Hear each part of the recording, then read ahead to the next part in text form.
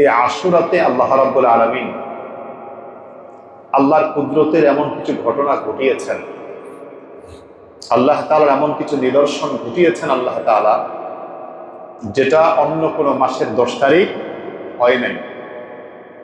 যেটা আশুরা মুহররমের 10 তারিখ যেটা হয়েছে, আল্লাহর যে বিধানের বাস্তবায়ন মুহররমের 10 তারিখ হয়েছে, সেটা অন্য কোনো মাসের 10 তারিখ হয় নাই। এই জন্য মুহররমের 10 তারিখটাকে ঐতিহাসিকভাবে আশুরার দিবস বলা হয়। এবং পৃথিবীতে মুসলিম যারা আছে তারা এটাকে খুব বেশি মহব্বত করেন এবং আল্লাহর হুকুম নবীর তরিকা অনুযায়ী পালন করার চেষ্টা করেন। এমন কি ঘটেছে? আমি বলেছি আল বেদায়া ওয়ান নিহায়াত এসেছে এই মুহররমের 10 তারিখে আল্লাহ পাক গোটা পৃথিবীকে সৃষ্টি করেছেন। সুবহানাল্লাহ। এবং মুহররমের 10 তারিখে আল্লাহ রাব্বুল আলামিন আর ঐতিহাসিক অনেকগুলি ঘটনা সংঘটিত করেছেন। তবে স্পষ্ট বর্ণনায় হাদিসে পাকে যে বর্ণনা পাওয়া যায়, বুখারী এবং মুসলিম শরীফের যে বর্ণনা, সে বর্ণনা অনুযায়ী রাসূল কারীম সাল্লাল্লাহু আলাইহি ওয়াসাল্লাম মক্কাতুল মুকাররমা থেকে যখন মদিনায় গেলেন, তা নবীজি দেখলেন নবী করিম সাল্লাল্লাহু আলাইহি ওয়াসাল্লাম ফাওয়াজাদাল ইয়াহুদা সিয়ামা ইয়াউম আশুরা। নবী করিম সাল্লাল্লাহু আলাইহি ওয়াসাল্লাম দেখলেন যে মদিনাতে ইহুদি যারা আছেন তারা আশুরাতে রোজা রাখছেন।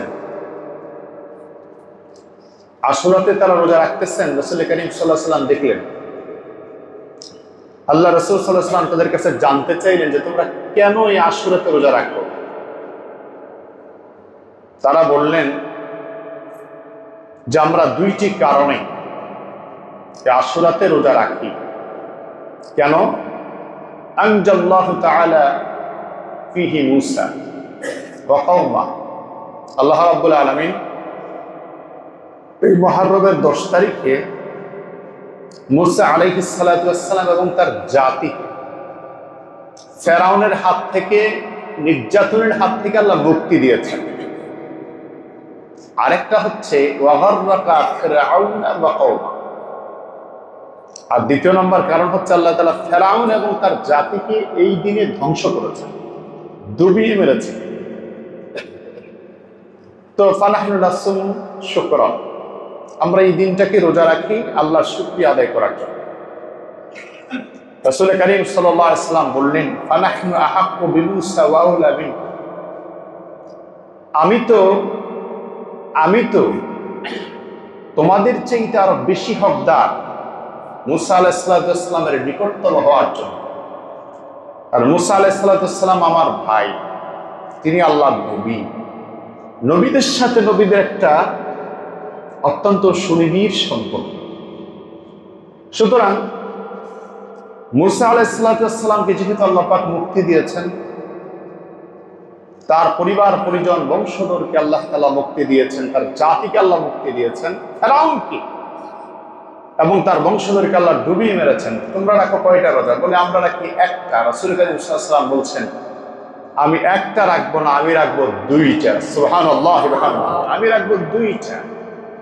আমি 10 তারিখ রাখবো, 9 তারিখ রাখবো, না হয় 10 তারিখ রাখবো, 11 তারিখ রাখবো। 2টা রোজা মনে রাখবেন। মাসের যে কোনো দিন আপনি একটা রোজা রাখতে পারেন, অসুবিধা নেই।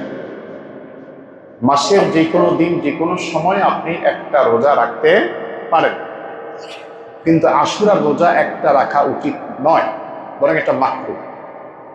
কারণ সরাসরি রাসূল কারীম সাল্লাল্লাহু আলাইহি ওয়াসাল্লাম এই ব্যাপারে আমাদেরকে উৎসাহিত করেছেন যাতে আমরা 2টা রোজা রাখি। কারণ একটা রাখলে ইহুদিদের সাথে আমাদের সাদৃশ্য হয়ে যায়, আর ইহুদিদের সাথে যে আমল সাদৃশ্য হয় ওই আমল আমরা আরো বাড়ায় করবো, না হয় কমায় করবো, না হয় ছেড়ে দিব। যেহেতু এটা আল্লাহর সন্তুষ্টির জন্য, সুতরাং আমরা রোজা রাখলে কয়টা রাখবো? 2টা। আজকে হলো 8 তারিখ, আগামীকালকে রোজা আপনি রাখবেন, ইনশাআল্লাহ তারপরের দিনের রোজাটা আপনি রাখবেন, অথবা রবিবার সোমবার এই 2 দিনের রোজা আপনি রাখবেন, একটা রোজা রাখবেন না। কারণ একটা রোজা রাখলে এটা আশুরা রোজা হিসেবে হক আদায় হবে না। আমি মামুনদের ব্যাপারেও বলবো, অনেক মায়েরা আশুরা রোজা রাখতে চায়, তারা রোজা রাখতে খুব আগ্রহী হয়।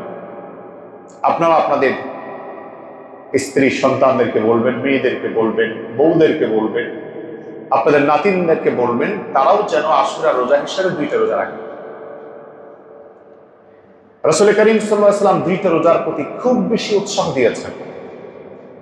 এখান থেকে একটি মেসেজ, আল্লাহ রাসূল সাল্লাল্লাহু আলাইহি ওয়াসাল্লাম স্পষ্টভাবে বলেছেন, সুমু আশুরা, তোমরা আশুরাতে রোজা রাখবে, তবে ওয়াখালিফু ফীহি ইয়াহুদা ওয়ান নাসারা, তবে কাফের মুশরিকদের সাথে তোমাদের যাতে সংঘর্ষ, তোমাদের সাথে সাদৃশ্য করা হয়, তার কঠিন থেকে কঠিন বিরোধিতা তোমরা করবে।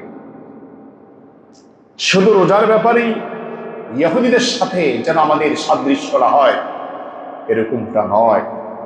রোজার সাথে আমাদের যত কর্ম আছে, তাদের যত সংস্কৃতি আছে, তাদের যত কাজ আছে, সমস্ত কাজের ক্ষেত্রে আমাদেরকে বিরোধ ভূমিকা অবতীর্ণ